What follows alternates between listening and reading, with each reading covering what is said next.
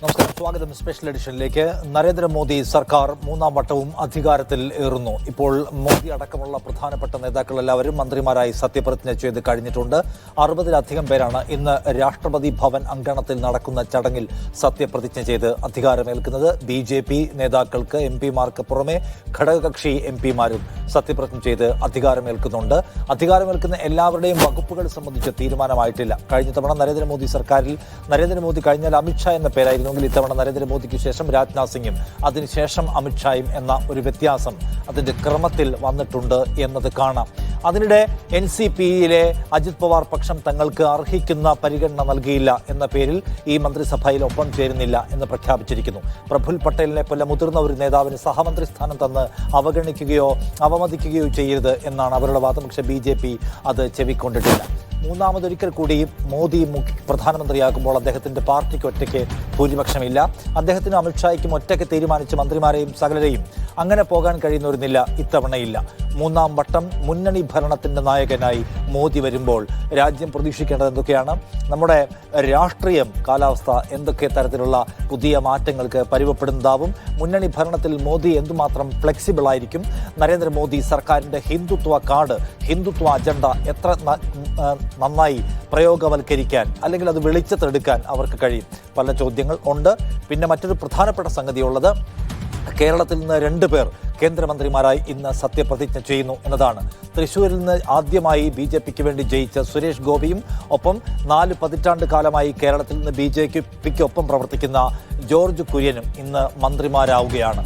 George കുര്യനെ അപ്രതീക്ഷിതമായി മന്ത്രിസ്ഥാനത്തേക്ക് പിക്ക് ചെയ്യുന്നത് വഴി കേരളത്തെക്കുറിച്ചുള്ള BJP മോഹങ്ങൾ ഏതൊക്കെയാണ് എന്ന കാര്യത്തിൽ നമുക്ക് സൂചന കിട്ടുകയാണ്. അനിൽ ആന്റണി ഇനി എങ്ങനെ അക്കോമഡേറ്റ് ചെയ്യപ്പെടാൻ പോകുന്നു എന്നതുകൂടി ഉറ്റുനോക്കുന്ന കാര്യമാണ്. അടുത്ത 5 വർഷം കേരളത്തെക്കുറിച്ച് BJPക്ക് എന്തൊക്കെ സ്വപ്നങ്ങളുണ്ട്, അതിനായി BJP എന്തൊക്കെ ചെയ്യാൻ പോകുന്നു? ഈ 2 കാര്യങ്ങളാണ് നമ്മൾ ഇന്നിപ്പോൾ സംസാരിക്കുന്നത്. ഈ ചർച്ചയിൽ നമ്മോടൊപ്പം അഡ്വക്കേറ്റ് അനിൽ ബോസ്, കോൺഗ്രസ് നേതാവ്, advocate P. Krishnadas BJP, doctor A. സമ്പത്ത് CPIM-ൽ നിന്ന്, നിരീക്ഷകനായ ശ്രീ നിസാം സെയ്ദും നമ്മുടെ കൂടെ ചേരുന്നു. ആദ്യം അനിൽ ബോസ്, നിങ്ങൾ സത്യപ്രതിജ്ഞ ചെയ്യും, നിങ്ങൾ സർക്കാർ ഉണ്ടാക്കും എന്നതായിരുന്നു ഏറ്റവും അവസാന നിമിഷം വരെയുള്ള നിങ്ങളുടെ ആത്മവിശ്വാസം. പക്ഷേ മോദി ഒരിക്കൽ കൂടി ഈ രാഷ്ട്രത്തെ നയിക്കാൻ സത്യപ്രതിജ്ഞ ചെയ്ത് അധികാരമേറ്റിരിക്കുകയാണ്. വിപുലമായ പ്രൗഢമായ ചടങ്ങാണ് രാഷ്ട്രപതി ഭവനിൽ നടക്കുന്നത്. ഇത് കാണുമ്പോൾ എന്തു തോന്നുന്നു അനിൽ ബോസ്?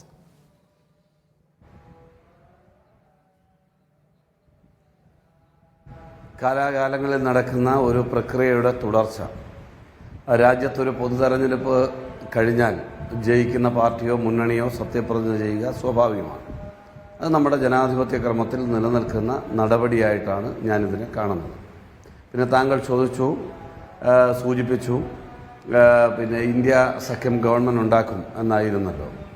നിശ്ചയമായും ഈ ചർച്ച തുടങ്ങുമ്പോൾ ഞാൻ പറയാൻ ആഗ്രഹിക്കുന്നു, പുതിയ ഗവൺമെൻറ് വരുന്നു. ഇന്ന് 72ഓളം മന്ത്രിമാർ സത്യപ്രതിജ്ഞ ചെയ്യുന്നു. ഈ സന്ദർഭത്തിൽ മാർച്ച് 22-ാം തീയതി ഞാൻ ഇതിനു മുമ്പ് തെരഞ്ഞെടുപ്പുമായി ബന്ധപ്പെട്ട് പറഞ്ഞതുപോലെ നിഷാദിനോട് ഈ മീഡിയ വൺ പ്രേക്ഷകരുടെ സാന്നിധ്യത്തിൽ പങ്കുവെക്കാൻ ആഗ്രഹിക്കുന്നു.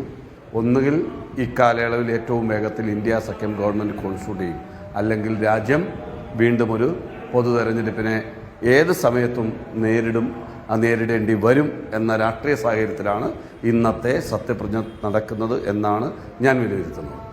ഒന്നുകിൽ ഈ ഗവൺമെൻറ്, ഈ മുന്നണി സംവിധാനത്തിൽ മുന്നോട്ട് പോകാൻ കഴിയാതെ വരും.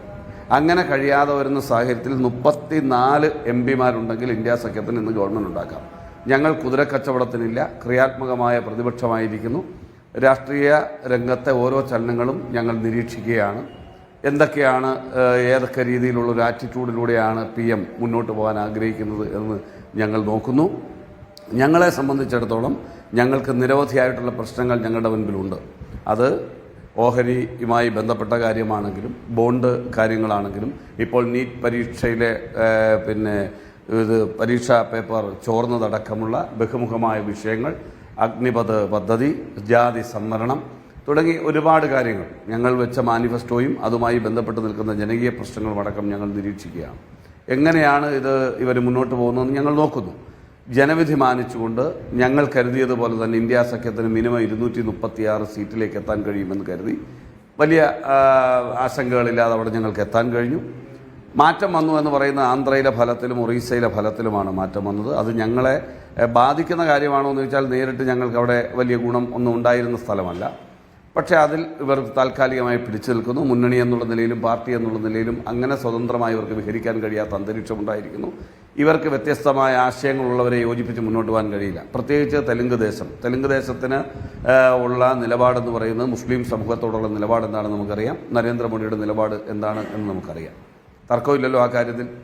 അതുപോലെ തന്നെ ജാതി സംവരണവുമായി ബന്ധപ്പെട്ടും അഗ്നി പദ്ധതി ഇവിടെ ഇപ്പോൾ നിങ്ങളുടെ ഒരു ഹോപ്പ് എന്താണെന്ന് ചോദിച്ചാൽ ഈ സർക്കാരിന് അധിക ദൂരം മുന്നോട്ട് പോകാൻ കഴിയില്ല എന്നതാണ്.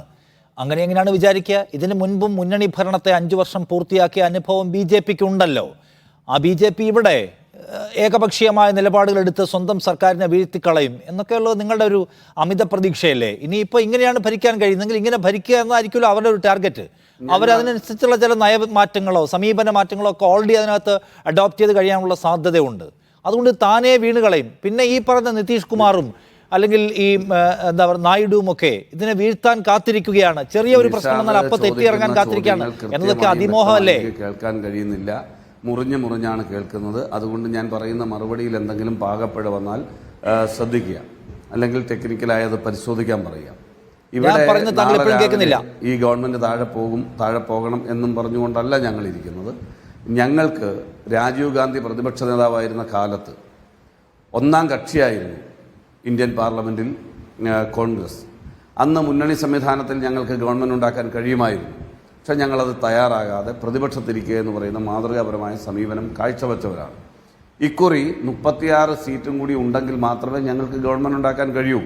അവിടെ വേണമെങ്കിൽ ഞങ്ങൾക്ക് അതിനുള്ള ഓഫറുകളുണ്ട്. ഞങ്ങളുമായിട്ട് കൺസൾട്ടേഷൻ നടക്കുന്നുണ്ട്, ഇപ്പോഴും നടക്കുന്നുണ്ട്. നിങ്ങൾ ഇന്ന് തന്നെ മമതയുടെ ഒരു സ്റ്റേറ്റ്മെന്റ് ശ്രദ്ധിച്ച് കാണും എന്ന് കരുതുന്നു. സത്യപ്രതിജ്ഞാ ചടങ്ങിൽ പങ്കെടുക്കുന്നില്ല, ഈ ഗവൺമെന്റ് മുന്നോട്ട് പോകും എന്ന് കരുതുന്നില്ല. പക്ഷേ മല്ലികാർജ്ജുൻ ഖാർഗെ കോൺഗ്രസ് പ്രസിഡന്റ് ഇന്ന് ഈ സത്യപ്രതിജ്ഞാ ചടങ്ങിൽ ജനാധിപത്യ മര്യാദ പാലിച്ചുകൊണ്ട് പങ്കെടുക്കുന്നുമുണ്ട്. അപ്പം നമ്മൾ കാണേണ്ടത് ഈ സർക്കാരിൻ്റെ സുരക്ഷിതത്വത്തെ സംബന്ധിച്ച് കാലാകാലങ്ങളിൽ നമ്മൾ കണ്ടുവരുന്ന രീതിയിൽ നിന്ന് വ്യത്യസ്തമായി നോക്കുമ്പോൾ അതിനെ സംബന്ധിച്ച് ഇന്ത്യൻ പൊതുസമൂഹത്തിന് ആശങ്കയുണ്ട്, മുന്നണി സംവിധാനത്തിൽ നിൽക്കുന്നവർക്ക് ആശങ്കയുണ്ട്, സത്യപ്രതിജ്ഞ ചെയ്യുന്നവർക്ക് ആശങ്കയുണ്ട്. ഞങ്ങളുടെ മെല്ലെപ്പോക്ക് സമീപനം എന്ന് പറയുന്നത് ഞങ്ങൾക്കൊരു ജനവിധി കിട്ടി. ആ ജനവിധി മികച്ച പ്രതിപക്ഷമായിരിക്കാനാണ്. ആ പ്രതിപക്ഷമായിരിക്കാം ഞങ്ങൾ മുന്നോട്ട് പോകുമ്പോൾ ഞങ്ങൾക്ക് ഗവൺമെന്റ് സ്പോൺസർ ചെയ്യാനുള്ള BJP ഇന്നലകളിൽ കാണിച്ചിട്ടുള്ള ഒരു സമീപനത്തിനും മാത്രമാണ് ഇന്ന് സത്യപ്രതിജ്ഞ നടക്കുന്നത്. ഇന്ത്യ സഖ്യത്തെ സംബന്ധിച്ച് അവർക്ക് അധികാരം നഷ്ടപ്പെട്ടിട്ടും അവരുടെ മുഖത്ത് ഒരു സങ്കടം കാണുന്നില്ല. നരേന്ദ്രമോദിയെ ഈ ദിവസങ്ങളിൽ പലപ്പോഴും കാണുന്ന ഒരു വിഷണ്ണഭാവം തോറ്റുപോയ സഖ്യത്തിന് എന്ന് വെച്ചാൽ ന്യൂനപക്ഷമായ സഖ്യത്തിൽ എവിടെയും കാണുന്നില്ല. കോൺഗ്രസ് അടക്കമുള്ള കക്ഷികൾ ഇന്ത്യ സഖ്യത്തിലെ കക്ഷികൾ സെലിബ്രേറ്റ് ചെയ്യുകയാണ്. എന്ന് വെച്ചാൽ ഏത് സമയത്തും ഞങ്ങളുടെ ടേൺ വരും എന്ന ഒരു പ്രതീക്ഷ പോലെ അവർക്കുണ്ട്. നിങ്ങൾക്കാവട്ടെ കഴിഞ്ഞ 10 വർഷം നിങ്ങൾ കീപ്പ് ചെയ്തു പോകുന്ന മെയിൻറ്റെയിൻ ചെയ്ത ഒരു ഹിന്ദുത്വ ലൈനുണ്ട്. BJPയുടെ മാത്രം താല്പര്യങ്ങൾ, RSSൻ്റെയും BJPയുടെയും അജണ്ടകൾ നടപ്പിലാക്കൽ, നോട്ട് നിരോധനം നടപ്പിലാക്കൽ, ആർട്ടിക്കിൾ 370, ഇതൊക്കെ നിങ്ങളുടെ മാത്രം താല്പര്യത്തെ മുൻനിർത്തി നിങ്ങൾ ആരോടും കൺസൾട്ട് ചെയ്യാതെ നിങ്ങൾ നടപ്പിലാക്കിയ ഏർപ്പാടാണല്ലോ. നിങ്ങൾക്കതിൻ്റെ ഒരു തുടർച്ച ആഗ്രഹമുണ്ടാവും. പക്ഷേ ഇവിടെ അത് നടക്കില്ല എന്ന പ്രശ്നമുണ്ട്. അവിടെ നിങ്ങൾ തെറ്റി നിങ്ങൾ വീഴും. ആ വീഴ്ചയിലാണ് ഇന്ത്യൻ ജനാധിപത്യത്തിൻ്റെ പുതിയ പിറവിയുടെ കാലം തുടങ്ങുക എന്നതാണ് ഇന്ത്യ സഖ്യത്തിൻ്റെ കോൺഫിഡൻസ്. അങ്ങനെ ഒരു റിസ്ക് എലമെന്റ് സത്യത്തിൽ ഇന്നിപ്പോൾ ഈ അധികാരമേൽക്കുന്ന ഈ മന്ത്രിസഭയ്ക്കുണ്ടോ ശ്രീ കൃഷ്ണദാസ്? നിഷാദ്, ഒരു റിസ്ക് എലമെന്റും ഈ കാര്യത്തിനകത്തില്ല. കോൺഗ്രസിന്റെ ബഹുമാനപ്പെട്ട പ്രതിനിധി പറയുന്നത് അധിക കാലം ഇത് പോകില്ല, ഈ സഖ്യത്തിന് അധിക കാലം പോകാൻ കഴിയില്ല. അതിന്റെ പ്രധാനപ്പെട്ട കാരണം എന്താ അദ്ദേഹം പറയുന്നത്? TDP പോലെയുള്ള ഒരു പാർട്ടിക്ക് മുസ്ലിം സമൂഹത്തെ മാറ്റി നിർത്തിക്കൊണ്ട് അധിക കാലം മുന്നോട്ട് പോകാൻ കഴിയില്ല. എന്തൊക്കെ ഇവർ ധരിച്ചിരിക്കുന്നത്? അതിന്റെ അടിസ്ഥാനത്തിലാണോ സർക്കാർ ഉണ്ടാക്കുന്നത്? അതിന്റെ അടിസ്ഥാനത്തിലാണോ സഖ്യമുണ്ടാക്കുന്നത്? BJP ഒരു മുൻകാല സഖ്യത്തിന്റെ അടിസ്ഥാനത്തിലല്ലേ ഞങ്ങൾ തെരഞ്ഞെടുപ്പിനെ നേരിട്ടത്? ആ സഖ്യമല്ലേ തുടരുന്നത്? ഈ തെരഞ്ഞെടുപ്പ് കഴിഞ്ഞതിന് ശേഷം ഉണ്ടാക്കിയ സഖ്യമല്ലല്ലോ. അപ്പൊ ആ തരത്തിലുള്ള ആശങ്കകളൊക്കെ കയ്യിൽ വെച്ചാൽ മതി. ആലോചിക്കാം, സ്വപ്നം കാണാം, രാത്രിയാണ്, കിടന്നുറങ്ങുമ്പോഴും സ്വപ്നം കാണാം, അതിലൊന്നും തെറ്റില്ല. മറ്റൊരു പ്രധാനപ്പെട്ട കാര്യം അദ്ദേഹം സൂചിപ്പിക്കുന്നത്, അടിയന്തരമായി ഞങ്ങൾക്കൊരു മന്ത്രിസഭ ഉണ്ടാക്കാൻ കഴിയും, അതുകൊണ്ടാണ് മമതാ ബാനർജി വരാത്തത്, ഈ സർക്കാരിന് അധികകാലം പോകാൻ കഴിയില്ല. നിഷാദ് വളരെ കൃത്യമായി പറഞ്ഞല്ലോ, ഒരു മുന്നണി സംവിധാനത്തിൽ സർക്കാരിനെ കൊണ്ടുനടക്കാൻ BJPക്ക് കഴിയുന്നത് എങ്ങനെയാണ് എന്നുള്ളതിനെ സംബന്ധിച്ച്. ഞങ്ങൾക്ക് അതിലൊന്നും യാതൊരു ആശങ്കയും ആ കാര്യത്തിനകത്തില്ല, ഒരു വേവലാതിയും ഞങ്ങൾക്ക് ആ കാര്യത്തിനകത്തില്ല. മറ്റൊരു പ്രധാനപ്പെട്ട കാര്യമുള്ളത് നിഷാദ്, ഒരു സർക്കാർ അതിന്റെ രൂപീകരണവുമായി ബന്ധപ്പെട്ടുകൊണ്ട് ഇന്ന് സത്യപ്രതിജ്ഞ നടക്കുക. ആ സത്യപ്രതിജ്ഞ നടക്കുമ്പോൾ നമ്മൾക്ക് ഏത് രാഷ്ട്രീയവും അതിൽ കാണാം, അതിൽ തെറ്റൊന്നുമില്ല. പക്ഷെ അതേസമയം തന്നെ ആ സർക്കാരിന് നേതൃത്വം കൊടുക്കുന്ന പാർട്ടി അവരെടുക്കുന്ന നയത്തെ സംബന്ധിച്ച്, ആ സഖ്യമെടുക്കുന്ന നയത്തെ സംബന്ധിച്ച് അതെല്ലാം നമ്മൾ കാത്തിരുന്ന് കാണാൻ പോകുന്നില്ലല്ലോ. ഏത് തരത്തിൽ ഈ സഖ്യം പ്രവർത്തിക്കും, ഏത് തരത്തിൽ ഗവൺമെന്റ് പ്രവർത്തിക്കും, അത് ഞങ്ങൾക്ക് കൃത്യമായ ധാരണയുണ്ട്. അതുകൊണ്ടാണല്ലോ മന്ത്രിസഭ ഉണ്ടാക്കുന്നത്. ഈ ഗവൺമെന്റിനെ ഉണ്ടാക്കാൻ, ഈ ഗവൺമെന്റിനെ സൃഷ്ടിക്കാൻ വേണ്ടിയിട്ടുള്ള മാൻഡേറ്റ് ജനങ്ങൾ തന്നിട്ടുണ്ടെങ്കിൽ അത് കൊണ്ടു നടക്കാനുള്ള ഉത്തരവാദിത്വവും ഞങ്ങൾക്കുണ്ട്. മറ്റൊരു അല്ല, കാര്യം ഞാൻ കൂടി ചോദിക്കുന്നത് പറഞ്ഞ് അവസാനിപ്പിക്കാൻ അതിനകത്ത് അപ്പുറത്തുള്ള ഹോപ്പ് എന്താണ് ശ്രീ കൃഷ്ണദാസ്? എന്ന് വെച്ചാൽ NDA നേരത്തെ ഉണ്ടല്ലോ, പക്ഷേ BJP ആണ് കാര്യങ്ങൾ തീരുമാനിച്ചുകൊണ്ടത്. കാരണം ഒറ്റയ്ക്ക് ഭൂരിപക്ഷം ഉണ്ടായിരുന്നു 14-ലും 19-ലും.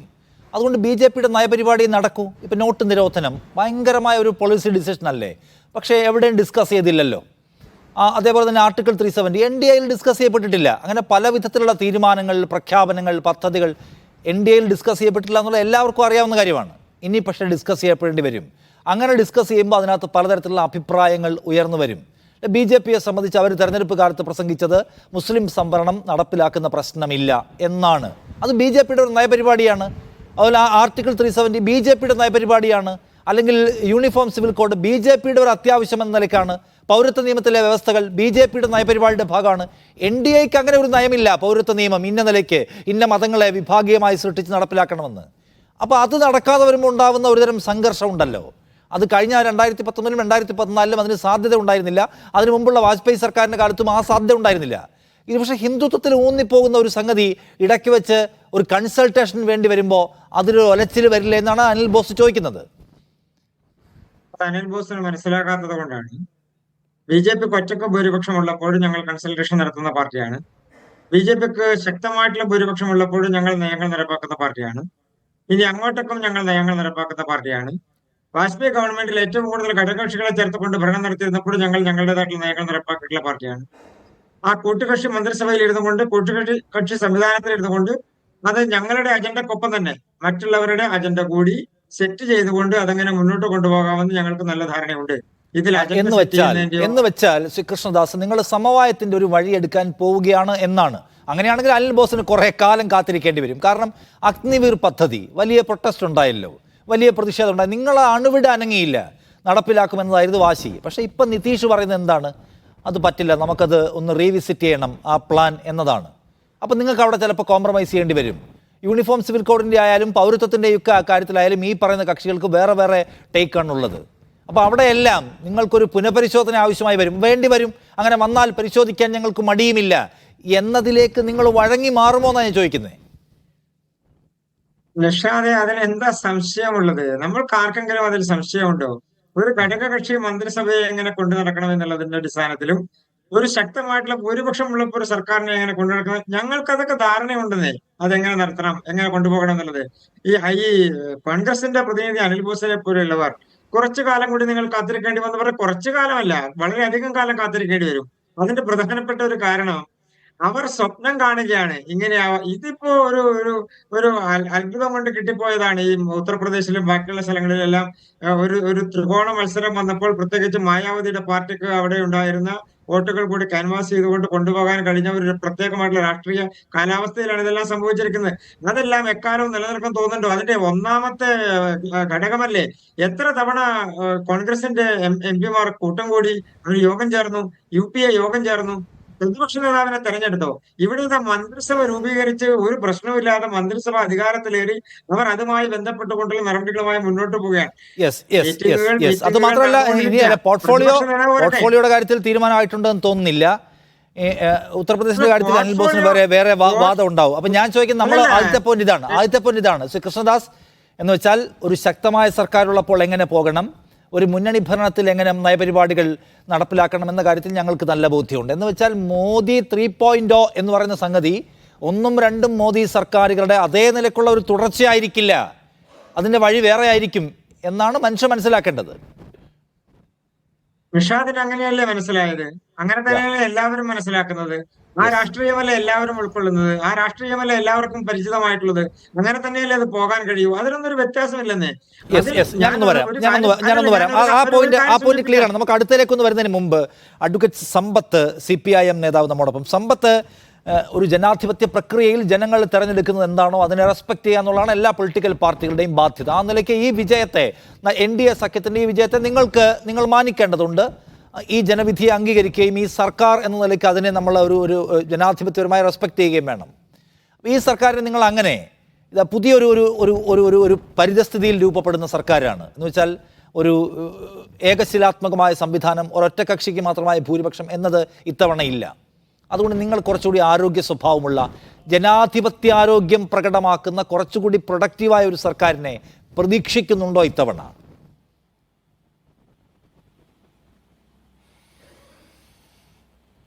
നിഷാദെ, നമ്മുടെ ഈ ചർച്ചയിൽ ഞങ്ങൾ 3 പേരും അഭിഭാഷകരാണല്ലോ. വ്യത്യസ്ത രാഷ്ട്രീയ പ്രസ്ഥാനങ്ങളിൽ പ്രവർത്തിക്കുന്ന ഞങ്ങൾ 3 പേരും വക്കീലന്മാരാണല്ലോ തൊഴിൽ കൊണ്ട്, ഇപ്പോഴും പ്രാക്ടീസ് ചെയ്യുന്നവർ. അപ്പോൾ ഞാനതുകൊണ്ട് ഇക്കാര്യത്തിൽ നമ്മുടെ ഭരണഘടനയ്ക്കുള്ളിൽ നിന്നുകൊണ്ടും പാർലമെൻ്ററി ജനാധിപത്യത്തിൻ്റെ ആ മര്യാദകൾക്കുള്ളിൽ നിന്നുകൊണ്ടുള്ള ചില വിഷയങ്ങൾ ചൂണ്ടിക്കാണിക്കാൻ മാത്രമേ ആഗ്രഹിക്കുന്നുള്ളൂ. മറ്റേതെങ്കിലും ഒരു തർക്കത്തിനൊന്നുമല്ല. അപ്പോൾ എനിക്ക് മുമ്പ് നമ്മുടെ 2 ചങ്ങാതിമാരും, അഡ്വക്കേറ്റ് അനിൽ ബോസും അതുപോലെ തന്നെ അഡ്വക്കേറ്റ് കൃഷ്ണദാസും പറഞ്ഞതിൻ്റെ തുടർച്ചയായി അതിൽ ചില കാര്യങ്ങളിൽ വിയോജിപ്പ് കൂടി രേഖപ്പെടുത്തിക്കൊണ്ട് പറയാൻ ആഗ്രഹിക്കുകയാണ്. ഒന്നാമത്തെ കാര്യം, ഇന്ന് സത്യപ്രതിജ്ഞ ചെയ്ത് അധികാരമേൽക്കുന്നതായ 18ാം ലോക്സഭാ തെരഞ്ഞെടുപ്പ് കഴിഞ്ഞതിന് ശേഷം ഇപ്പോൾ ഇന്ന് നമ്മുടെ ഈ സത്യപ്രതിജ്ഞ ചടങ്ങുകൾ പുരോഗമിക്കുമ്പോൾ ആ മന്ത്രിമാർ, എല്ലാ മന്ത്രിമാരും ഇന്ത്യയുടെ ഭരണഘടനയോട് കൂറും വിശ്വാസവും അങ്ങേയറ്റം പുലർത്തിക്കൊണ്ട് ഇന്ത്യയുടെ പാർലമെൻ്ററി ജനാധിപത്യത്തിൻ്റെ സത്ത പൂർണ്ണമായി ഉൾക്കൊണ്ടുകൊണ്ട് ഫെഡറൽ സംവിധാനത്തിൻ്റെ മൂല്യങ്ങൾ സംരക്ഷിക്കുന്നതിന് വേണ്ടിയും ജനാധിപത്യത്തിൻ്റെയും മതേതരത്വത്തിൻ്റെയും ആ കൊടിക്കൂറ ഉയർത്തിപ്പിടിക്കുന്നതിന് ഈ രാഷ്ട്രം ഈ ലോകത്തിന് മാതൃകയായി എങ്ങനെ മുമ്പെല്ലാം മാറിയിട്ടുണ്ടോ അതുതന്നെ തുടർന്നും വേണം എന്ന് ഇന്ത്യയിലെ ജനത ആഗ്രഹിക്കുമ്പോൾ അങ്ങനെ തന്നെ ആയിരിക്കട്ടെ എന്നതാണ് എൻ്റെ ആഗ്രഹവും പ്രതീക്ഷയും. വിജയിച്ചവർ അഭിനന്ദനം അർഹിക്കുന്നു എന്നുള്ളത് പോലെ തന്നെ തെരഞ്ഞെടുപ്പ് പ്രക്രിയയിൽ പങ്കാളികളായ എല്ലാവരും അക്കാര്യത്തിൽ അഭിനന്ദനം അർഹിക്കുകയാണ്. ഇന്ത്യയിലെ മാധ്യമങ്ങൾ ഉൾപ്പെടെ, പൊതുജനങ്ങൾ ഉൾപ്പെടെ എല്ലാവരും അക്കാര്യത്തിൽ. ഞാനിപ്പോൾ ഇവിടെ ചൂണ്ടിക്കാണിക്കാൻ ആഗ്രഹിക്കുന്ന ചില വിഷയങ്ങൾ. ഒന്ന്, ഇന്ന് നമ്മുടെ ഈ സത്യപ്രതിജ്ഞ ചടങ്ങ് നടക്കുകയാണ്. ഞാനിപ്പോൾ ഇവിടെ ഈ ഒരു പുതുതായി ഇപ്പോൾ ജന്മമെടുക്കുന്നതായ ഒരു പുതിയ സർക്കാരിനെ ഏതെങ്കിലും വിധത്തിൽ അതിന് ഒരു ആശംസകൾ നേരുന്നതിന് പകരം ഞാൻ അവരെ ഏതെങ്കിലും വിധത്തിൽ ഭത്സിക്കുക എന്നത്, അല്ലെങ്കിൽ അവരെ ശപിക്കുക എന്നുള്ള നിലയിലേക്കുള്ള അത്തരത്തിലുള്ള വാക്കുകളിലേക്കേ അല്ല, മനസ്സുകൊണ്ട് പോലും അങ്ങനെയല്ല. അഡ്വക്കേറ്റ് ശ്രീ കൃഷ്ണദാസ് ദയവായി എന്നെ തെറ്റിദ്ധരിക്കരുതെന്ന അഭ്യർത്ഥന. ഇന്നിപ്പോൾ സത്യപ്രതിജ്ഞാ ചടങ്ങിൽ നിന്ന് വിട്ടുനിൽക്കുന്നതായ ഒരു പാർട്ടിയുണ്ട്, NCP. അത് അജിത് പവാറിൻ്റെ പക്ഷം അല്ലേ? അവിടെ മഹാരാഷ്ട്രയിലെ NCPയെ പിളർത്തുന്നതിന് വേണ്ടിയുള്ള ഗൂഢാലോചനകളും അതിൻ്റെ പരിശ്രമങ്ങളും എവിടെയാണ് മുട്ട പൊട്ടിയത്? എന്തിനായിരുന്നു അതിനെ പിളർത്തിയത്? ആരാണ് എന്നെല്ലാം നമുക്കറിയും. അവർക്കിന്ന് ലോക്സഭയിലും രാജ്യസഭയിലും ഓരോ പാർലമെൻറ്റ് അംഗങ്ങൾ മാത്രമാണുള്ളത്. താൻ മുമ്പ് ക്യാബിനറ്റ് മന്ത്രിയായിരുന്നു യൂണിയൻ ഗവൺമെൻറ്റിൽ. അതുകൊണ്ട് ഒരു സഹമന്ത്രി സ്ഥാനമാണ് നൽകുന്നതെങ്കിൽ അത് ഡീമോഷനാണ്, തരം താഴ്ത്തലാണ്. ഡീപ്രൊമോഷൻ എന്ന് ചില ആളുകൾ പറയും, അത് ശരിയായ ഇംഗ്ലീഷല്ല, ഡീമോഷൻ. അത് തരം താഴ്ത്തലാണ് എന്ന് അത്തരത്തിൽ പരിതപിക്കുകയാണ് ശ്രീ പ്രഫുൽ പട്ടേൽ. പ്രഫുൽ പട്ടേൽ പറഞ്ഞത് ശരിയാണ് എന്ന് അജിത് പവാറും പറയുകയാണ്. ഇന്നിപ്പോൾ ഈ സത്യപ്രതിജ്ഞാ ചടങ്ങിൽ ഏതാണ്ട് ഞാൻ കണക്കാക്കുന്നത് 9 പാർലമെൻറ്റ് അംഗങ്ങൾക്ക് ഒരു ക്യാബിനറ്റ് റാങ്ക്, അല്ലെങ്കിൽ 9 പോയിൻറ്റ് സംതിങ് എന്നുള്ള നിലയിലേക്ക് അതിനെ കണക്കാക്കാം. 10 എന്ന് തികയ്ക്കേണ്ടതില്ല. 16 MP-മാരാണ് ലോക്സഭയിലേക്ക് തെലുങ്കുദേശം പാർട്ടിക്ക്, 12 പേരാണ് ജനതാദൾ യുവിന് ഉള്ളത്.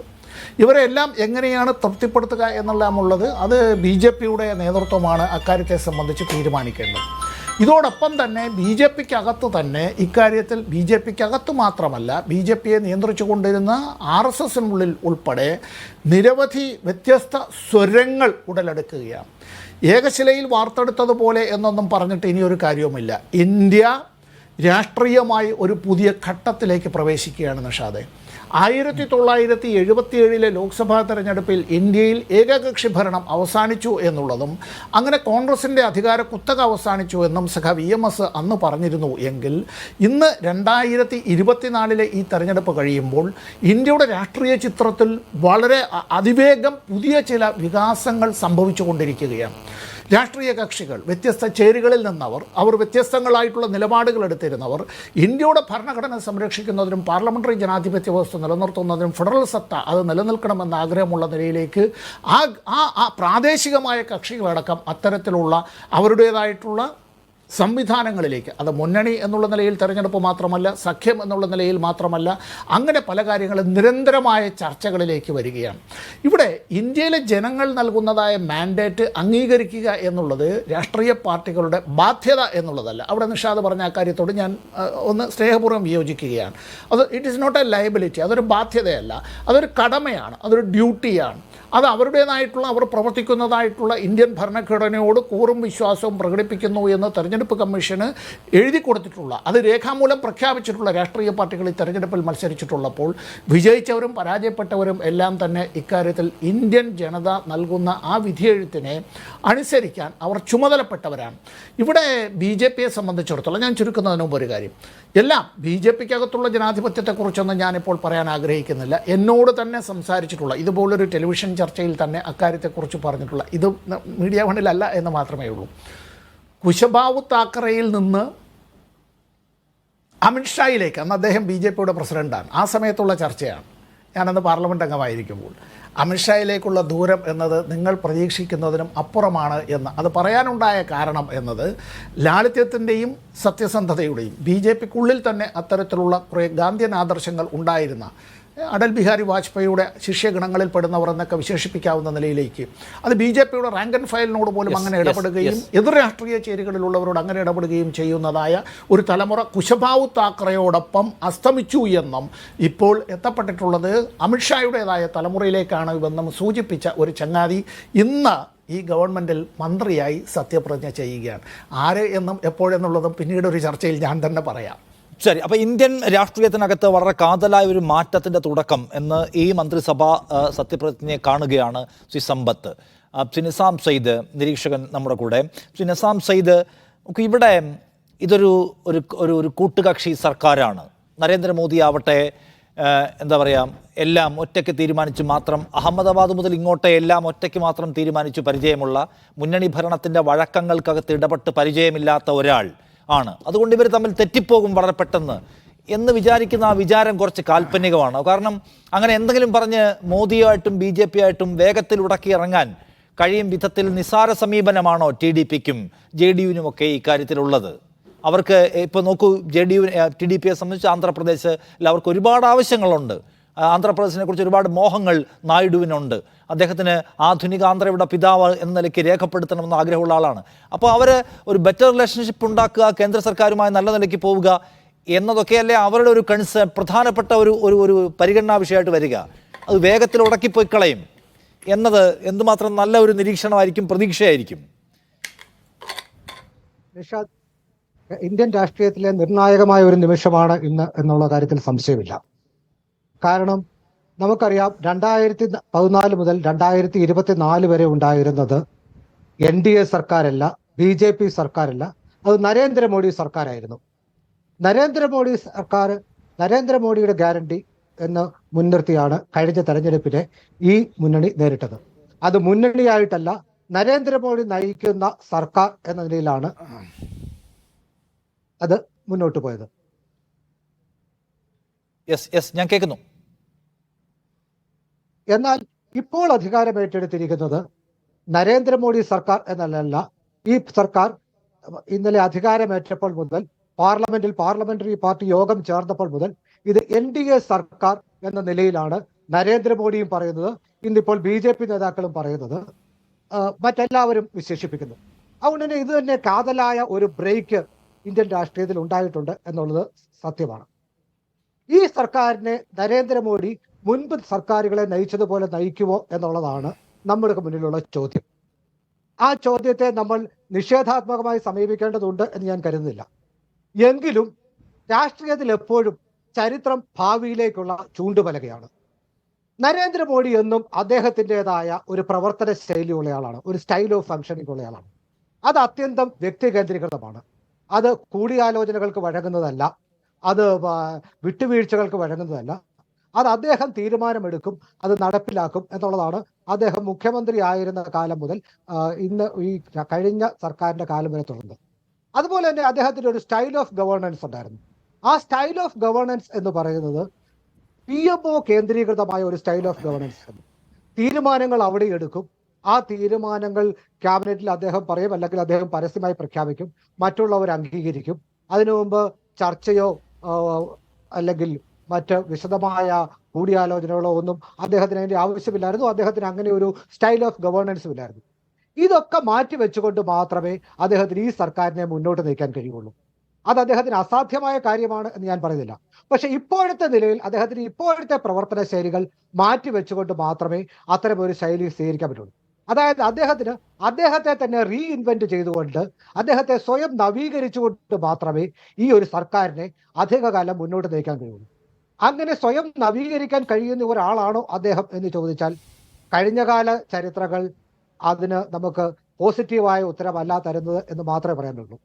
പിന്നെ മുൻകാലങ്ങളിൽ BJP അത്തരം സർക്കാരുകളെ നയിച്ചിട്ടുണ്ട് എന്നുള്ളത് ഇതിന് ഒരു ന്യായീകരണമേ അല്ല.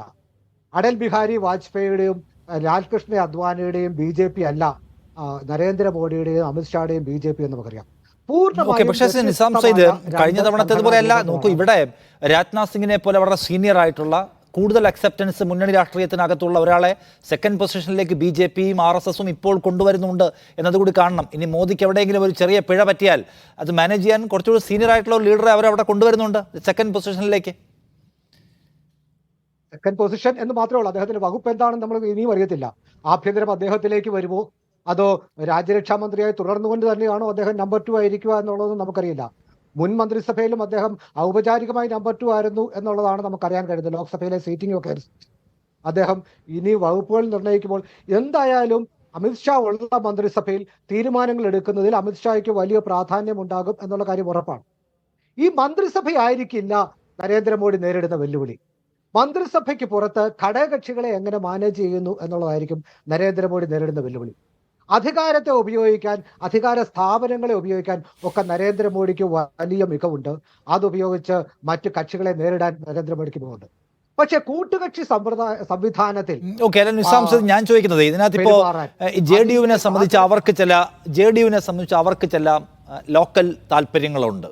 ആന്ധ്രാപ്രദേശിനെ സംബന്ധിച്ച TDPക്കും ലോക്കൽ താല്പര്യങ്ങളുണ്ട്. അതിനെ ശരിക്കും ഡിസ്റ്റർബ് ചെയ്യുന്ന ഒരു സാഹചര്യം വന്നാലല്ലാതെ നോർമലി സർക്കാരിനകത്ത് നിരന്തരം കൺസൾട്ടേഷൻ ഇല്ല, ചോദ്യം ചെയ്യുന്നില്ല എന്നതിലേക്ക് സർക്കാരിനെ മുകളിൽ കയറുന്ന ഡ്രൈവ് ചെയ്യുക, അങ്ങനെ ഒരു പ്ലാൻ ഈ രണ്ട് കക്ഷികൾക്കും ഇല്ലല്ലോ. അവരെ സംബന്ധിച്ച് അവരുടെ ലോക്കൽ ഇൻട്രസ്റ്റിനെ ഹർട്ട് ചെയ്യരുത്, ബാക്കി നരേന്ദ്രമോദി നടത്തട്ടെ എന്നതായിരിക്കില്ല അവരുടെ സമീപനം. അതോ ഇല്ല, ഒരു തിരുത്തൽ ശക്തിയായിട്ട്, ഒരു നേർവഴി ശക്തിയായിട്ട് ഇങ്ങനെ നിൽക്കും ഇവർ രണ്ടുപേരും എന്നൊക്കെ നമ്മൾ അതിവായന വായിക്കണോ? ഈ സർക്കാരിന്, ഈ മുന്നണി ഒരു പുതുമുന്നയും പരിപാടി ഇന്ത്യയുടെ മുമ്പിൽ വെച്ചിട്ടുള്ളതായി എനിക്കറിയില്ല. പ്രകടന പത്രിക ഇറങ്ങിയത് BJPയുടെ പ്രകടന പത്രികയാണ്. NDAയുടേതായ ഒരു പൊതു മിനിമം പരിപാടി ഈ ജനങ്ങളുടെ മുമ്പിൽ വെച്ചുകൊണ്ടല്ല ഇവർ തെരഞ്ഞെടുപ്പിനെ നേരിട്ടത്. നിതീഷ് കുമാറും ചന്ദ്രബാബു നായിഡുവും ഈ മന്ത്രിസഭയെ അട്ടിമറിക്കാൻ വേണ്ടി തുടക്കം മുതൽ ശ്രമിക്കുവോ ഇല്ലയോ എന്നുള്ളതല്ല നമ്മുടെ പ്രശ്നം. നരേന്ദ്രമോദിയുമായി ഇവർക്കുള്ള ബന്ധം വിശ്വാസത്തിൽ അധിഷ്ഠിതമാണോ എന്നുള്ളതാണ്. ഇവർക്ക് രണ്ടുപേർക്കും നരേന്ദ്രമോദിയുമായുള്ള ബന്ധം പരസ്പര വിശ്വാസത്തിൽ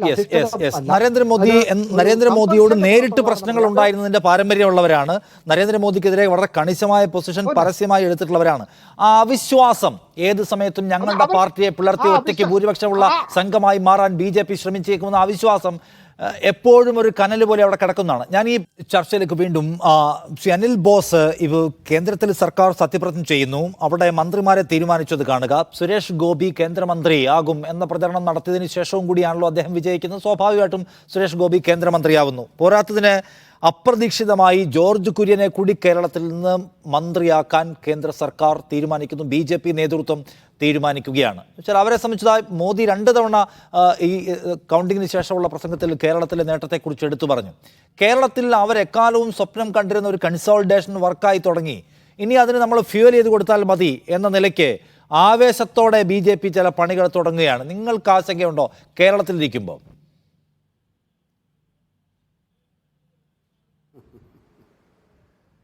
നിഷാദേ, കേരളത്തിൽ താമര ചിഹ്നത്തിൽ BJP സ്ഥാനാർത്ഥി ജയിക്കുന്നത് ആദ്യമാണ് എന്നവർക്ക് അവകാശപ്പെടാം.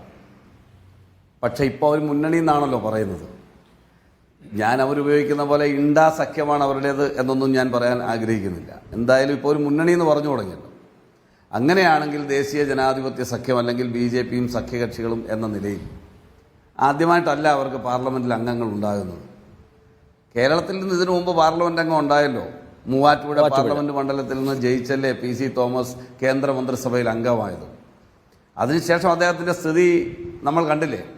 ബഹുമുഖമായിട്ടുള്ള പാർട്ടികളിൽ പോയി സ്വന്തമായി പാർട്ടി ഉണ്ടാക്കി പാർട്ടിക്ക് തന്നെ പല പേരുകളിട്ട് ഏറ്റവും അവസാനം കറങ്ങി തിരിഞ്ഞ് മാതൃപ്രസ്ഥാനമായ കേരള കോൺഗ്രസിൽ തന്നെ വരേണ്ടി വന്നത് ഈ നാട് കണ്ടതാണ്. പിന്നെ അവർ എന്തൊക്കെയോ ലക്ഷ്യം വെച്ച് മന്ത്രിമാരെ വെക്കുന്നു എന്ന് പറഞ്ഞു. ഇപ്പോൾ ജോർജ് കുര്യനെ ഉദ്ദേശിച്ചാണ്. ക്രൈസ്തവ സഭയുടെ സ്വീകാര്യതയാണെങ്കിൽ അൽഫോൻസ് കണ്ണന്താനത്തിന് വെച്ചില്ലേ മന്ത്രിയായിട്ട്. അതൊന്നും പുതിയ അനുഭവം അല്ലല്ലോ. ഇപ്പം സുരേഷ് ഗോപി മന്ത്രിയാവുന്നു, ഒരു തെരഞ്ഞെടുക്കപ്പെട്ട ജനപ്രതിനിധി മന്ത്രിയാവുന്നു. പഞ്ചായത്തിൽ പോലും ജയിച്ചിട്ടില്ലാത്ത V മുരളീധരൻ മന്ത്രിയല്ലായിരുന്നു. അപ്പം നമ്മൾ അതൊന്നും ഒരു അത്ഭുതകരമായ പ്രവൃത്തിയായി കാണണ്ട. രാഷ്ട്രീയമായി അവർക്ക് അവസരം കിട്ടുമ്പോൾ അവരുടെ താല്പര്യങ്ങൾ. അങ്ങനെയല്ല. നേരത്തെ PC തോമസ് മൂവാറ്റുപുഴയിൽ നിന്ന് ജയിച്ച കാലാവസ്ഥ അല്ലല്ലോ കേരളത്തിൽ ഇപ്പോൾ ഉള്ളത്. അതാണ് ഞാൻ പറഞ്ഞത്. അനിൽ ബോസ് തൃശ്ശൂരിൽ നിന്ന് സുരേഷ് ഗോപി ജയിക്കുന്നത് കേന്ദ്രമന്ത്രിയാകുമെന്ന വാഗ്ദത്തം ചെയ്തതാണ്. കേന്ദ്രമന്ത്രിയാക്കാൻ പോകുന്നു. തൃശ്ശൂരിലെ ഡെമോഗ്രഫിയിൽ എങ്ങനെയുള്ള മാറ്റങ്ങൾ വന്നിട്ടാണ് സുരേഷ് ഗോപി ജയിച്ചത് എന്ന് നമുക്ക് കാണാമല്ലോ. അതിനെ പരമാവധി വലുതാക്കാൻ ഞാൻ പറഞ്ഞത് BJPക്ക് ഒരുപാട് കാലത്തെ മോഹമാണ് ഹിന്ദു ക്രിസ്ത്യൻ കൺസോൾട്ടേഷൻ ഉണ്ടാക്കുക എന്നത്. താങ്കൾ പറഞ്ഞ ഈ മൂവാറ്റുപുഴ തെരഞ്ഞെടുപ്പ് കാലത്തോ മറ്റു പല തെരഞ്ഞെടുപ്പുകളുടെയും കാലത്തോ എന്താണ് അൽഫോൺസ് കണ്ണന്താനം വന്ന കാലത്തൊന്നും അത് വർക്കായിട്ടില്ല. ഇന്ന് ആ സംഗതി, ആ സമവാക്യം വർക്കായ സമയമാണ്. അവിടെയാണ് അവർ പണിയെടുക്കുന്നത്. അല്ല, അങ്ങനെയല്ല. അതൊക്കെ നിഷാദെ ചുമ്മാതെ ബാലിശമായി ചിന്തിക്കുന്നതുകൊണ്ട് തോന്നുന്ന. ഞാൻ ചോദിക്കട്ടെ, അന്ന് ഇതിനേക്കാൾ വലിയ പ്രൊപ്പഗണ്ടയായിരുന്നേ. PC തോമസ് കേന്ദ്രമന്ത്രിയായി ഇറങ്ങുന്ന സന്ദർഭത്തിൽ എന്തോ ഒരു ആഘോഷമായിരുന്നു. ക്രൈസ്തവ സഭ മുഴുവൻ ദേശീയ ജനാധിപത്യ സഖ്യത്തിൻ്റെ ഭാഗമാകുന്നു, BJPയുടെ ഭാഗമാകുന്നു എന്ന് പറഞ്ഞു. ഇത് താൽക്കാലിക പ്രതിഭാസമാണ് നിഷാദെ. ഞാൻ ചോദിക്കട്ടെ, പഞ്ചായത്ത് തെരഞ്ഞെടുപ്പ് മുതൽ പാർലമെൻറ്റ് തെരഞ്ഞെടുപ്പ് വരെ എത്രയോ തെരഞ്ഞെടുപ്പിൽ മത്സരിച്ച് കേരളത്തിൻ്റെ പൊതുസമൂഹത്തിൽ അറിയപ്പെട്ട വ്യക്തിയാണ് ശ്രീ O രാജഗോപാൽ. നമ്മളൊക്കെ ബഹുമാനിക്കുന്ന ഒരു വ്യക്തിത്വമല്ലേ. ഒരു ഘട്ടം കഴിഞ്ഞപ്പോൾ ആളുകൾക്കൊരു സെൻറ്റിമെൻറ്റ്സ് വർക്കൗട്ട് ചെയ്തു. ആ സെൻറ്റിമെൻറ്റ്സിൻ്റെ അടിസ്ഥാനത്തിൽ നേമത്ത് അദ്ദേഹം ജയിച്ച് MLA ആയി. എന്താ പിന്നീട് ഉണ്ടായ സ്ഥിതി? താമര ചിഹ്നത്തിലല്ലേ കേരളത്തിൽ MLA ഉണ്ടായത്? ഉണ്ടോ ഇപ്പോൾ MLA-മാരെങ്കിലും? അപ്പം നമ്മൾ ഇത് ചില പ്രതിഭാസമുണ്ട്. തൃശ്ശൂർ സുരേഷ് ഗോപി ജയിച്ചു. ഞാൻ വളരെ പോസിറ്റീവായിട്ടാണ് കാണുന്നത്. LDFൻ്റെ വോട്ട് പോയിട്ടുണ്ടെങ്കിൽ അത് പരിശോധിക്കും, UDFൻ്റെ വോട്ട് പോയിട്ടുണ്ടെങ്കിൽ അതാത് രാഷ്ട്രീയ പാർട്ടികൾ പരിശോധിക്കും. എൻ്റെ പരിശോധനയിൽ, ഞങ്ങളുടെ പാർട്ടിയുടെ പരിശോധനയിൽ ഞങ്ങൾക്ക് 2014 തെരഞ്ഞെടുപ്പും 19 തെരഞ്ഞെടുപ്പും നോക്കുമ്പോൾ 22,600 വോട്ടിൻ്റെ കുറവേ ഞങ്ങൾക്ക് അവിടെ സംഭവിച്ചിട്ടുള്ളൂ. അവിടെ സുരേഷ് ഗോപി ജയിക്കുന്നതിന് വേറെ ഒരുപാട് ഘടകങ്ങളുണ്ട്. സുരേഷ് ഗോപി പോലും പറയത്തില്ല BJPയുടെ സ്ഥാനാർത്ഥിയായിട്ട് ഞാൻ ജയിച്ചു, BJPയുടെ ശക്തി കൊണ്ട് ജയിച്ചു, NDAയുടെ ശക്തി കൊണ്ട് ജയിച്ചു എന്ന് സുരേഷ് ഗോപി പോലും പറയില്ല. അദ്ദേഹം ഇന്ദിരാഗാന്ധിക്കും സഖാവ് നയനാർക്കും K കരുണാകരനും ലൂർദ് മാതാവിനും ഗുരുവായൂരപ്പനും നന്ദി രേഖപ്പെടുത്തുമ്പോൾ നമ്മൾ ഈ ക്ഷേത്രത്തിൽ പോകുമ്പോൾ ഒരു ചൊല്ലുണ്ട്. പ്രധാന പ്രതിഷ്ഠ ഉപദേവതകളെയും ദേവന്മാരെയൊക്കെ തൊഴുത് വണങ്ങി ഇറങ്ങാൻ നേരത്ത് പറയും, എന്നാൽ പിന്നെ രക്ഷസിനും ഇരിക്കട്ടെ എന്ന് പറയുന്നതിൽ ഒന്നാക്കി മാത്രമാണ് നരേന്ദ്രമോദിക്ക് പോലും അദ്ദേഹം നന്ദി പറഞ്ഞത്. അപ്പം അദ്ദേഹത്തിന് അറിയാം അദ്ദേഹത്തിന് എന്തുകൊണ്ട് ജയിക്കാൻ കഴിഞ്ഞു. ഒരു കലാകാരൻ എന്നുള്ള നിലയിൽ, ഒരു ആളുകൾ ഇഷ്ടപ്പെടുന്ന വ്യക്തി, പിന്നെ അദ്ദേഹം ചെയ്തിട്ടുള്ള ചില നന്മയാർന്ന പ്രവർത്തനങ്ങൾ, പാവപ്പെട്ട ആളുകളെ സഹായിക്കുന്ന നടപടികൾ, പിന്നെ സ്വാഭാവികമായും ഒരു തെരഞ്ഞെടുപ്പിൽ ഞാൻ തുറന്നു പറയാം, ഈ പ്ലാറ്റ്ഫോമിൽ തുറന്നു പറയുക, LDF ആയാലും UDF ആയാലും മറ്റാരായാലും ഏതൊരു വ്യക്തിയെയും അകാരണമായി ട്രോളാൻ പാടില്ല, അപഹസിക്കാൻ പാടില്ല. ഒരു ഘട്ടം കഴിയുമ്പോൾ അത് തിരിഞ്ഞുപോയി. ആ ഒരു സെൻറ്റിമെൻറ്റ്സും സുരേഷ് ഗോപിക്ക് ഗുണമായിട്ടുണ്ട്. അപ്പോൾ സുരേഷ് ഗോപി ജയിച്ചു, സുരേഷ് ഗോപി മന്ത്രിയാട്ടെ. കേരളത്തിനൊന്നും മന്ത്രിയാകുന്നതിലൊന്നും ഞാൻ അസൂയുള്ള ആളല്ല, എനിക്ക് സന്തോഷമുള്ളൂ. പക്ഷെ ഒന്ന് ഞാൻ പറയാം, ഇന്നലെ വരെ ഭരണഘടനയെക്കുറിച്ച് സംസാരിക്കാത്തവർ, ഇന്നലെ വരെ ജനാധിപത്യത്തെക്കുറിച്ച് സംസാരിക്കാത്തവർ, ഇന്നലെ വരെ മതേതരത്വത്തെക്കുറിച്ച് സംസാരിക്കാത്തവർ, ഒരു മുന്നണി മര്യാദ ഒരു ഘട്ടത്തിൽ പോലും കഴിഞ്ഞ 10 വർഷത്തിനിടയിൽ ഒരു മുന്നണിയായിരുന്ന 38 പാർട്ടികളുടെ കൂട്ടായ്മയായിരുന്ന ഒരു സർക്കാരിനെയാണ് പ്രധാനമന്ത്രിയായിരുന്ന നരേന്ദ്രമോദി നയിച്ചതെങ്കിൽ ആ മുന്നണി മര്യാദ പാലിക്കാത്തവരാണ്. ഇപ്പോൾ നമ്മൾ കാണുന്നത് എന്താ? ഭരണഘടനയെ പലവട്ടം നമസ്കരിക്കുന്നു, ചുംബിക്കുന്നു. ഞാൻ ഈ ചുംബനം കണ്ടപ്പോൾ എല്ലാവരും വിചാരിക്കും ഭരണഘടനയൊക്കെ അദ്ദേഹം മാനിച്ചു തുടങ്ങിയെന്ന്. ഇങ്ങനൊരു ചുംബനവും ഇങ്ങനൊരു തൊഴലും ഇങ്ങനെ ഒരു കാലിൽ തൊട്ട് വന്നിച്ചിട്ടാണ് നിഷാദെ മഹാത്മാഗാന്ധിയെ ഗോഡ്സെ വെടിവെച്ച് കൊന്നത്. അല്ല നേരെ ചെന്ന് ഫൈറ്റ് ചെയ്ത് വെടിവെച്ചുള്ളൂ അല്ലേ ചെയ്തത്. മഹാത്മാഗാന്ധിയെ വെടിവെച്ച് കൊന്നപ്പോഴും ഗോഡ്സെ കാലിൽ തൊട്ട് നമസ്കരിച്ചതിന് ശേഷമാണ് കൊന്നത്. ഞാൻ ഈ ചുംബനത്തെയും ഭരണഘടനയെ ബഹുമാനിച്ചുകൊണ്ട് കാണിക്കുന്ന ഈ അതിൽ ആത്മാർത്ഥത കാണുന്നില്ല എന്നാണ്. അല്ല, കൃഷ്ണദാസ് ഈ കേരളത്തിൽ നിന്നുള്ള ആളുകളെ സെലക്ട് ചെയ്തുകൊണ്ട് ചോദിക്കുകയാണ്, നിങ്ങൾ ഈ ചരിത്രത്തിലെങ്ങും ഇല്ലാത്ത വിധം ഒരു മൈനോറിറ്റി കമ്മ്യൂണിറ്റി ക്രിസ്ത്യൻസ് BJP-യിൽ വിശ്വാസം അർപ്പിച്ചിരിക്കുന്നു, BJP സ്ഥാനാർത്ഥികളെ വിജയിപ്പിക്കാം എന്ന ഒരു വിശ്വാസം, ഒരു കോൺഫിഡൻസ് അവർക്ക് വന്നിരിക്കുന്നു എന്ന് കേരളത്തെക്കുറിച്ച് കണക്കുകൂട്ടുകയാണോ? ഇനി അതിൻ്റെ തുടർച്ചകൾ സംഭവിക്കാൻ പോവുകയാണ് എന്ന നിലയ്ക്ക്? നിഷാദെ, നമുക്ക് ഒരു വിഷയത്തെ ചർച്ച ചെയ്യുമ്പോഴോ അതല്ലെങ്കിൽ അതിന്റെ വശങ്ങൾ കാണുമ്പോഴോ കുറച്ചെങ്കിലും ഒരു ആത്മാർത്ഥത കാണിക്കണ്ടേ ആ വിഷയത്തോട്? കോൺഗ്രസിന്റെ പ്രതിനിധി എന്താ പറയുന്നത്? BJP എന്തോ പാതകം ചെയ്തിരിക്കുന്നു എന്നുള്ള രീതിയിൽ അദ്ദേഹത്തിന്റെ വർത്തമാനമല്ല. 1984 രാജീവ് ഗാന്ധി ഇന്ത്യയുടെ പ്രധാനമന്ത്രിയാകുമ്പോ എവിടുന്നാ വന്നത്? ഫ്ലൈറ്റിലാ വന്നത്. എന്തായിരുന്നു പണി? എങ്ങനെയാ വന്നത്? MP ആയിട്ടാ? പഞ്ചായത്തിൽ ജയിക്കാത്ത ആളുകളെ BJP MP ആക്കിയിട്ടുണ്ട്, ആക്കിയിട്ടുണ്ട്, ഇനിയും ആക്കും. BJP അങ്ങനെ വ്യത്യസ്തമായിട്ടുള്ള പാർട്ടിയാണെന്നേ. ഞങ്ങൾ ജയിക്കാത്തവരെ ആക്കിയിട്ടുണ്ട്. നിങ്ങൾ പ്രധാനമന്ത്രി ആക്കിയിട്ടില്ലേ ഒരു സ്ഥലത്തും ജയിക്കാത്തവരെ? പഞ്ചായത്തിൽ മത്സരിക്കുക പോലും ചെയ്യാത്തവരെ. അപ്പൊ എവിടെ ഇരുന്നു കൊണ്ടാണ് നമ്മൾ പറയുന്നത്? ആരെ കുറിച്ചാ പറയുന്നത്? രാഹുൽ ഗാന്ധിയെ കുറിച്ച്. രാഹുൽ ഗാന്ധി കേരളത്തിലേക്ക് മത്സരിക്കാൻ വരുമ്പോ എന്ത് ഇക്വേഷന്റെ പുറത്താണ് വയനാട് മണ്ഡലത്തിൽ വന്ന് മത്സരിക്കുന്നത്? ആ ആളുകളാ ഞങ്ങളോട് പറയുന്നത് ഞങ്ങള് കണക്ക് കൂട്ടുകയാണ്, ഞങ്ങള് അക്കം കൂട്ടുകയാണ്. എന്തിന്റെ അക്കം കൂട്ടുന്നു? നിഷാദെ, ഈ തരത്തിൽ നിങ്ങൾ കാൽക്കുലേറ്റ് ചെയ്താൽ നിങ്ങൾക്ക് തെറ്റുപറ്റും. തിരുവനന്തപുരത്തും ആറ്റിങ്ങലും ആലപ്പുഴയിലും എല്ലാം ഉണ്ടായിട്ടുള്ള ജനങ്ങളുടെ വോട്ടിന്റെ ഷിഫ്റ്റിംഗ് അത് കാണാതെ തൃശ്ശൂരിലെ മാത്രം കണ്ടുകൊണ്ട് നിങ്ങൾ തെറ്റിദ്ധരിപ്പിക്കാൻ ശ്രമിച്ചാൽ കോൺഗ്രസിന്റെ പ്രതിനിധിയോട് എനിക്ക് സൂചിപ്പിക്കാനുള്ളത്, തൃശ്ശൂരിൽ നിങ്ങൾക്ക് നഷ്ടപ്പെട്ടിട്ടുള്ള വോട്ടുകൾ 80,000-ത്തിലധികമാണ് സുഹൃത്തെ. ഒന്ന് കണക്കുകൾ പരിശോധിക്ക്. ഇടതുപക്ഷത്തിന് വോട്ടുകൾ നഷ്ടപ്പെട്ട പോലെ തന്നെ നിങ്ങൾക്കും പല മണ്ഡലങ്ങളിലും ജയിച്ചിട്ടുണ്ടെങ്കിൽ പോലും കഴിഞ്ഞ തവണയിൽ നിന്ന് എത്ര വോട്ടുകൾ നഷ്ടപ്പെട്ടു പരിശോധിക്ക്. സത്യസന്ധമായി പരിശോധിക്ക്. ഞങ്ങൾക്ക് നേരെ വിരൽ ചൂണ്ടുന്നതിന് മുൻപ് ഞങ്ങൾക്ക് രാഷ്ട്രീയമുണ്ടെന്നേ. ഞങ്ങൾ ഈ കേരളത്തിന്റെ ഭരണം പിടിക്കാനല്ലേ ഈ കേരളത്തിൽ പ്രവർത്തിക്കുന്നത്. ഞങ്ങൾ വെറുതെ ഇരിക്കുകയാണെന്നാണ് വിചാരിക്കുന്നത്. ഞങ്ങൾ വെറുതെ ഇലക്ഷന് വന്ന് മത്സരിക്കുന്നു, കുറെ പേര് തോറ്റുപോകുന്നു, നിരന്തരമായി തോറ്റുപോകുന്നു. അതുകൊണ്ട് ഇനി ഞങ്ങൾ തോക്കാൻ വേണ്ടിയല്ല, തോറ്റ് ജയിക്കാൻ വേണ്ടിയാണ് ഞങ്ങൾ പ്രവർത്തിക്കുന്നത്. തോറ്റ് ജയിക്കാൻ വേണ്ടി ഞങ്ങൾ മത്സരിക്കുന്നത്. തോറ്റ് ഈ കേരളത്തിന്റെ ഭരണം പിടിക്കാനാണ് ഞങ്ങൾ പ്രവർത്തിക്കുന്നത്. അനിൽ ബോസ് ഒന്ന് കൂട്ടി വെച്ചു. തൃശ്ശൂരിനെ മാത്രമായിട്ട് ചുരുക്കേണ്ടതാണ്. Doctor A. സമ്പത്ത്, അത് കേൾക്കൂ. തിരുവനന്തപുരത്ത്, ആറ്റിങ്ങലിൽ, ആലപ്പുഴയിൽ, ആലത്തൂരിൽ ഇവിടെയൊക്കെ ഉണ്ടായിട്ടുള്ള വോട്ടിന്റെ പാറ്റേൺ മാറ്റം ശ്രദ്ധിക്കുന്നില്ലേ? CPM-നോട് പ്രത്യേകമായിട്ടായി ചോദ്യം. CPM-നെ സംബന്ധിച്ച്, അവരെ സംബന്ധിച്ച് നിങ്ങൾക്ക് നിങ്ങളുടെ വളരെ ദൃഢരൂപിയായ ബാങ്കുകളിൽ നിന്ന് വോട്ടുകൾ പോയിട്ടുണ്ട്. അപ്പോൾ BJP കേവലമായ എവിടെയെങ്കിലും ഒരു പോയിന്റിൽ അത്ഭുതം കാണിച്ച ഒരൊറ്റ പ്രതിഭാസം നിലയ്ക്ക് തൃശ്ശൂരിനെ എടുക്കണ്ട. പാറ്റേൺ മാറുന്നുണ്ട്, BJP-യുടെ കോൺഫിഡൻസ് കൂടുന്നുണ്ട്. ഇനി നടക്കാൻ പോകുന്ന കേരളത്തിലെ നിയമസഭാ ബൈ ഇലക്ഷൻസിലും അവർക്ക് കോൺഫിഡൻസും ആത്മവിശ്വാസവും പ്രതീക്ഷയുള്ള മണ്ഡലങ്ങളുണ്ട്. അതുകൊണ്ട് BJP-യെ നിങ്ങൾ അണ്ടർ എസ്റ്റിമേറ്റ് ചെയ്യേണ്ടതാണ്.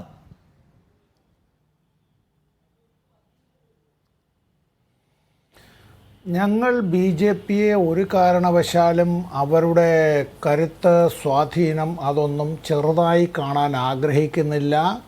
ഒരു രാഷ്ട്രീയ കക്ഷിയെയും ഞങ്ങൾ പരിഹസിക്കാനും തയ്യാറാകുന്നില്ല. ഇവിടെ തെരഞ്ഞെടുപ്പിൽ LDF-നും UDF-നും വോട്ട് ശതമാനത്തിൽ പ്രതീക്ഷിച്ച വളർച്ച ഉണ്ടായില്ല. അതിൽ ചോർച്ച ഉണ്ടായിട്ടുള്ളത് ഓരോ സ്ഥലത്തും വ്യത്യസ്തമായ സാഹചര്യങ്ങളുണ്ടാകാം. അത് പരിശോധനയ്ക്ക് വിഷയമാക്കേണ്ടത് തന്നെയാണ്. 16.6% വോട്ട് നേരത്തെ കഴിഞ്ഞ 5 കൊല്ലത്തിന് മുമ്പുള്ള ലോക്സഭാ തെരഞ്ഞെടുപ്പിൽ 13.7% ആയിരുന്നതിൽ നിന്ന് വർദ്ധിപ്പിക്കാനായി BJP-ക്ക് ഇപ്പോൾ 16 സീറ്റുകളിൽ ഇപ്പോൾ കേരളത്തിൽ മത്സരിച്ച സീറ്റുകളിൽ നിന്നുള്ളതിൽ അവർക്ക് അത്തരത്തിൽ കഴിഞ്ഞിട്ടുണ്ട് എങ്കിൽ അത് പരിശോധനാ വിഷയമാക്കേണ്ട കാര്യം തന്നെയാണ്. അവിടെ LDF-ൻ്റെ വോട്ട് അത് BJP അല്ലെങ്കിൽ NDA-യിലേക്ക് പോയിട്ടുണ്ടോ? UDF-ൻ്റെ വോട്ട് അത്തരത്തിൽ പോയിട്ടുണ്ടോ? ഇത്തരത്തിൽ ചിലപ്പോൾ LDF-ൻ്റെ വോട്ട് ലഭിക്കേണ്ടത് UDF-ലേക്ക് പോയിട്ടുണ്ടോ? UDF-ൻ്റെ വോട്ട് അങ്ങനെയാണെങ്കിൽ ഇങ്ങോട്ട് നമ്മൾ വോട്ടിൻ്റെ കണക്ക് മാത്രം വെച്ചുകൊണ്ട് ആരൊക്കെ മാറിയും തിരിഞ്ഞും വോട്ട് ചെയ്തു എന്ന് അങ്ങനെ നമുക്ക് ഈ ഒരു ചർച്ചയിൽ മാത്രം ഇരുന്ന് നിഷാദെ അങ്ങനെ നമുക്ക് ഒരു വിഷയത്തെ നേരിടാനായി കഴിയില്ല. അത് തെരഞ്ഞെടുപ്പുമായി ബന്ധപ്പെട്ട് കേരളത്തിൻ്റെ ഒരു പ്രത്യേകതയുണ്ട്. ഉത്തരേന്ത്യയിൽ പലയിടത്തും ഉള്ളതുപോലെ തെരഞ്ഞെടുപ്പ് കാലത്ത് മാത്രം വന്ന അത്തരത്തിൽ സമ്മതിദായകരെ കാണുകയും അഭിസംബോധന ചെയ്യുകയും ചെയ്യുന്നതിനപ്പുറമായി കേരളത്തിൻ്റെ ഒരു പൊതു രാഷ്ട്രീയ ശൈലി എന്നുള്ളത് അഹോരാത്രം ഈ പൊതുപ്രവർത്തകർ തെരഞ്ഞെടുപ്പ് കണ്ടുകൊണ്ടല്ലാതെ തന്നെയുള്ള പ്രവർത്തനങ്ങൾ നടത്തുക എന്നുള്ളത്. തെരഞ്ഞെടുപ്പ് അതിൻ്റെ ഒരു ഭാഗം മാത്രമാണ്, ജനാധിപത്യ പ്രക്രിയയുടെ ഭാഗം മാത്രമാണ്. ഇപ്പോൾ നമ്മൾ ജീവിക്കുന്ന ഈ കേരളത്തിൻ്റെ ഒരു വല്ലാത്ത പ്രത്യേകത തന്നെ, അതുകൊണ്ടാണല്ലോ പലരും പറയുന്നത് ഈ കേരളത്തിലെ രാഷ്ട്രീയത്തെ സംബന്ധിച്ച് പറയുന്നത്. കേരളത്തിലെ രാഷ്ട്രീയ പ്രവർത്തകർ ജനങ്ങൾക്കിടയിൽ അത്രമാത്രം രൂഢമൂലമായി ആ വിധത്തിൽ ഇറങ്ങി നിന്ന് പ്രവർത്തിക്കുന്നവരാണ്, ഏത് വൈതരണികളെയും വെല്ലുവിളികളെയും അതിജീവിച്ചുകൊണ്ട്. ഇവിടെ ഇപ്പോൾ BJP ഇത്തരത്തിൽ അവിടെ വിജയിച്ചിട്ടുള്ളതുമായി ബന്ധപ്പെട്ട് ശ്രീ അനിൽ ബോസ് പറഞ്ഞൊരു കാര്യത്തിൻ്റെ ഞാൻ അതിലേക്ക് വരികയാണ്. NDA മുന്നണി ആദ്യമായിട്ടല്ല കേരളത്തിൽ വിജയിച്ചത്. NDA മുന്നണി 2004 വിജയിച്ചത് തന്നെയാണ്, മന്ത്രിസഭയിൽ അംഗമായതാണ്, വിജയിച്ച ആൾ തന്നെ. അല്ലാതെ തന്നെ ഇപ്പോൾ ഈ തെരഞ്ഞെടുപ്പിലാണെങ്കിൽ കേരളത്തിൽ തിരുവനന്തപുരത്ത് മത്സരിച്ചതും അതുപോലെ ആറ്റിങ്ങൽ ലോക്സഭാ മണ്ഡലത്തിൽ മത്സരിച്ചതുമായ അവർ രണ്ടുപേരും ഈ ഇപ്പോൾ രാജിവെച്ച് പുറത്തു പോയതായ മോദി സർക്കാരിൽ അവർ മന്ത്രിമാർ, യൂണിയൻ ഗവൺമെൻറ്റിൽ സഹമന്ത്രിമാരായിട്ടാണെങ്കിലും അങ്ങനെ ഉണ്ടായിരുന്നവരാണ്. ശ്രീ സുരേഷ് ഗോപി മത്സരിക്കുന്ന വേളയിൽ അദ്ദേഹം ഈ കേന്ദ്ര യൂണിയൻ മന്ത്രിസഭയിൽ അംഗമാകാനുള്ളയാളാണ്. ഇത് തന്നെയാണ് തിരുവനന്തപുരത്തും ഇത് തന്നെയാണ് ആറ്റിങ്ങലും പറഞ്ഞത്, മറ്റു പല മണ്ഡലങ്ങളിലും അങ്ങനെ തന്നെയാണ് അവർ പറഞ്ഞിരുന്നത് എന്നുള്ളത് ശരി. പക്ഷേ ഇത് പറയുമ്പോൾ ഒരു കാര്യം, ഞാൻ ചുരുക്കുന്നതിന് മുമ്പ് ഒരു കാര്യം, നമ്മൾ BJPയുടെ ശക്തി കേന്ദ്രങ്ങൾ എന്ന് വിശേഷിപ്പിച്ച പലയിടങ്ങളിലും BJPക്ക് പിന്നോക്കം പോയത് ഉൾപ്പെടെയുള്ള കാര്യങ്ങൾ ഇന്ത്യൻ രാഷ്ട്രീയത്തിൽ അവർക്ക് ഗവൺമെൻറ് ഉണ്ടാക്കാൻ കഴിഞ്ഞു എന്നുള്ളത് ശരിയാണ്. വിഷയങ്ങൾ അനവധിയാണ്. അത് ജനങ്ങളെ സംബന്ധിച്ചിടത്തോളം അത് ബേണിംഗ് ആയിട്ടുള്ള ഇഷ്യൂസാണ്. തൊഴിലാളികളുടെ, കർഷകരുടെ, അവരുടെ വിഷയങ്ങളാണ്. മനുഷ്യൻ്റെ തൊഴിലും കൂലിയും സമ്പാദ്യവും ഭൂമിയും നഷ്ടപ്പെടുന്നതിനെതിരായിട്ടുള്ള വലിയ പ്രതിഷേധമുണ്ട്. ഇന്ത്യയിലെ ജനങ്ങളിൽ ബഹുഭൂരിപക്ഷവും 80%-അപ്പുറവും വിവിധ ജാതികളിലും ഉപജാതികളിലും പെട്ട, ആയിരക്കണക്കിന് ജാതികളിലും ഉപജാതികളിലും പെട്ട ഹിന്ദുമതത്തിൽപ്പെട്ടവരാണെങ്കിലും അതിൽ തന്നെ ബഹുഭൂരിപക്ഷവും വർഗീയതയ്ക്കെതിരാണ്, മതനിരപേക്ഷതയോടൊപ്പം നിൽക്കുന്നവരാണ്. വലിയ ടാസ്ക് അവരുടെ മുമ്പിലുണ്ട് എന്നാണ്. എൻ്റെ സമയം അവസാനിച്ചുകൊണ്ട് ഞാനൊന്ന് ഇടപെടുകയാണ്. ശ്രീ സമ്പത്ത്, ഒരൊറ്റ കാര്യം കൂടി ശ്രീ നിസാം സയ്യിദ്, ഈ BJPയുടെ കേരള പ്രോജക്റ്റിന്റെ സാധ്യത താങ്കൾ എങ്ങനെയാണ് കാണുന്നത്? വളരെ പരിമിതമായ സമയമുള്ളൂ, സമയം ഞാൻ കൂടിപ്പോയതുകൊണ്ടാണ്. തൃശ്ശൂരെ BJPയുടെ വിജയം കേരളത്തിലെ രാഷ്ട്രീയത്തിന്റെ എന്തെങ്കിലും ഒരു ഭാവി രാഷ്ട്രീയത്തിന്റെ ചൂണ്ടുപലകയാണ് എന്ന് ഞാൻ വിശ്വസിക്കുന്നില്ല. നമുക്കറിയാം BJP വോട്ട് കൂടുതൽ നേടിയ 3 മണ്ഡലങ്ങളും തിരുവനന്തപുരം, ആറ്റിങ്ങൽ, തൃശ്ശൂർ, ഈ 3 മണ്ഡലങ്ങളിലും കേന്ദ്രമന്ത്രിമാർ തന്നെ 2 മണ്ഡലങ്ങളിൽ കേന്ദ്രമന്ത്രിമാർ മത്സരിച്ചു. മൂന്നാമത്തെ ഒരു മണ്ഡലത്തിൽ കേന്ദ്രമന്ത്രിയാകും എന്ന് പറഞ്ഞ് മത്സരിച്ചു. അപ്പോൾ ഒരു കേന്ദ്രമന്ത്രി സ്ഥാനമാണ് BJPക്ക് വോട്ട് വർദ്ധിപ്പിച്ചത്. ആലപ്പുഴയിലും ശോഭാ സുരേന്ദ്രൻ ആലപ്പുഴയ്ക്ക് ഒരു വനിതാ കേന്ദ്രമന്ത്രി എന്ന മുദ്രാവാക്യം ഉയർത്തിയാണ് മത്സരിച്ചത്. അപ്പോൾ ഒരു കേന്ദ്രമന്ത്രിയെ മണ്ഡലത്തിന് കിട്ടുക, അതുകൊണ്ടുള്ള വികസനം ഉണ്ടാവുക എന്ന് കേരളത്തിലെ ജനങ്ങൾ പ്രതീക്ഷിച്ചെങ്കിൽ അതിന്റെ പേരിലാണ് കേരളത്തിൽ BJPക്ക് വോട്ട് കൂടുതൽ കിട്ടിയത്. അത് രണ്ടാമത്തെ ഘട്ടത്തിൽ കേരളത്തിൽ വോട്ടിംഗ് നടന്നു എന്നതുകൊണ്ട് കൂടിയാണ് അത്രയും വോട്ട് ലഭിച്ചത്. ആ ഘട്ടത്തിൽ കേന്ദ്രത്തിൽ BJP അധികാരത്തിൽ വരും എന്നുള്ള കാര്യത്തിൽ യാതൊരു തർക്കവുമില്ലായിരുന്നു. BJP ദുർബലമാകുമെന്ന ഒരു ദേശീയ അന്തരീക്ഷം ഉണ്ടായിരുന്നു. ആ അന്തരീക്ഷത്തിൽ തെരഞ്ഞെടുപ്പ് നടന്നില്ലെങ്കിൽ ഇത്രയും ഒരു പക്ഷേ സാധ്യത ഉണ്ടായിരുന്നില്ല എന്നാണ്. അപ്പോൾ ഒരു ഒറ്റപ്പെട്ട ഫിനോമിനാണ്. ഞാനൊരു 3 മിനിറ്റെങ്കിലും അധികമാണ് ശ്രീ അനിൽ ബോസ്. എനിക്ക് ഇപ്പോൾ നിർത്തിയില്ലെങ്കിൽ